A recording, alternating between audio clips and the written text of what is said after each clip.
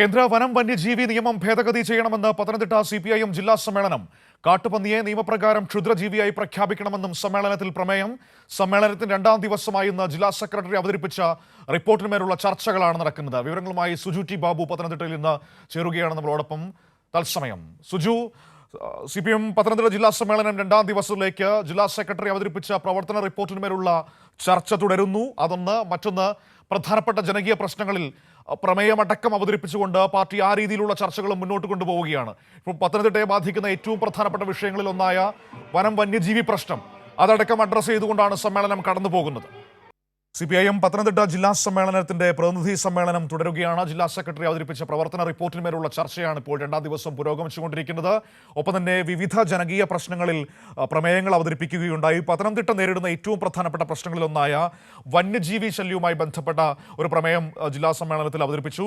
കാട്ടുപന്നിയെ നിയമപ്രകാരം ക്ഷുദ്രജീവിയായി പ്രഖ്യാപിക്കണമെന്നാണ് സമ്മേളനത്തിൽ പ്രമേയമായി വന്നിരിക്കുന്നത്. ജില്ലാ സെക്രട്ടറി അവതരിപ്പിച്ച പ്രവർത്തന റിപ്പോർട്ടിന്മേലുള്ള ചർച്ച തുടരുകയാണ്. അതാണ് ഇപ്പോൾ ഇന്നത്തെ ഏറ്റവും പ്രധാനപ്പെട്ട സംഘടനാപരമായ നടപടിക്രമമായി സമ്മേളനത്തിൽ നടന്നുകൊണ്ടിരിക്കുന്നത്. ഒപ്പം തന്നെ വിവിധ വിഷയങ്ങളിൽ ജനകീയമായ ഇടപെടലിന്റെ ആവശ്യകതകളെക്കുറിച്ച് CPIM ചർച്ച ചെയ്യുന്നു. ആ രീതിയിൽ സമ്മേളനം കോന്നിയിൽ മുന്നോട്ട് പോയിക്കൊണ്ടിരിക്കുകയാണ്. കേന്ദ്ര വനം വന്യജീവി നിയമം ഈ മലയോര മേഖല ഏറ്റവും കൂടുതൽ ബാധിക്കുന്ന പ്രശ്നങ്ങളിൽ ഒന്നാണല്ലോ. വനം വന്യജീവി നിയമവുമായി ബന്ധപ്പെട്ട പ്രശ്നങ്ങൾ, വന്യജീവി ആക്രമണം. അപ്പോൾ ഇത് തടയുന്നതിനുള്ള കൂടുതൽ ഇടപെടലുകളെക്കുറിച്ചാണ് പ്രമേയം അവതരിപ്പിച്ചിരിക്കുന്നത്. സുജു, കേൾക്കാമോ?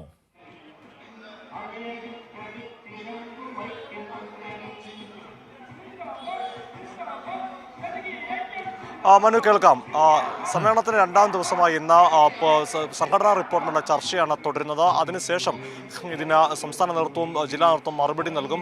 പ്രധാനപ്പെട്ട ഈ പ്രമേയ അവതരണം വളരെ പ്രധാനപ്പെട്ട സമ്മേളനത്തെ സംബന്ധിച്ചോളം. കഴിഞ്ഞ ദിവസം കേന്ദ്ര സർക്കാരിൻ്റെ സാമ്പത്തിക ഉപരോധത്തിനെതിരെയായിരുന്നു പ്രമേയ അവതരണത്തിലൂടെ സമ്മേളനത്തിൽ അവതരിപ്പിച്ച പ്രമേയമെങ്കിൽ ഇന്നിപ്പോൾ രാവിലെ അവതരിപ്പിച്ച പ്രമേയത്തിൽ പറയുന്നത് ഈ വനം വന്യജീവി സംരക്ഷണ നിയമത്തിൽ കാതലായ മാറ്റമുണ്ടാക്കണം. 1972 നിയമമാണ് ഇപ്പോൾ ഈ കർഷകരുടെ സ്വത്തിനും ജീവനും സംരക്ഷണം ഉറപ്പാക്കുന്നതിൽ വീഴ്ച വരുത്തിയിരിക്കുന്നത്. ആ നിയമത്തിലെ ഭേദഗതി വരുത്തണം. സംസ്ഥാന സർക്കാരും കേന്ദ്രവും ഇക്കാര്യത്തിൽ ഇടപെടൽ ആവശ്യമാണ്. എന്നാൽ പ്രധാനമായി കേന്ദ്ര സർക്കാരിൻ്റെ ഭാഗത്താണ് കുറ്റകരമായ വീഴ്ച ഉണ്ടായിരിക്കുന്നത്. പ്രത്യേകിച്ച് മറ്റ് രാജ്യങ്ങളിലാണെങ്കിൽ വന്യജീവി പെരുകുമ്പോൾ അതിനെ സർക്കാരിൻ്റെ ഇടപെടലുകൾ കൂടെ, അതായത് കേന്ദ്ര സർക്കാരിൻ്റെ അല്ലെങ്കിൽ നിയമപരമായ ഇടപെടൽ കൂടെ നിയന്ത്രിക്കുന്ന രീതിയുണ്ട്. എന്നാൽ ഈ കാര്യത്തിൽ കേന്ദ്ര സർക്കാരിന് കുറ്റകരമായ വീഴ്ച ഉണ്ടായിരിക്കുകയാണ്. അതിനാൽ തന്നെ ഈ വനം വന്യജീവി സംരക്ഷണ നിയമത്തിൽ ഭേദഗതി വരുത്തുക, ഇത് പ്രത്യേകിച്ച് പത്തനംതിട്ട ജില്ലയെ സംബന്ധിച്ചിടത്തോളം മലയോര ജില്ലയാണ്, മലയോര മേഖലയാണ്.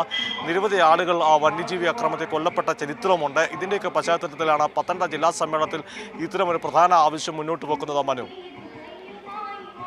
തീർച്ചയായും സമ്മേളനം രണ്ടാം ദിവസം പുരോഗമിച്ചുകൊണ്ടിരിക്കുകയാണ്. വിവരങ്ങളാണ് സുജി നൽകിയത്.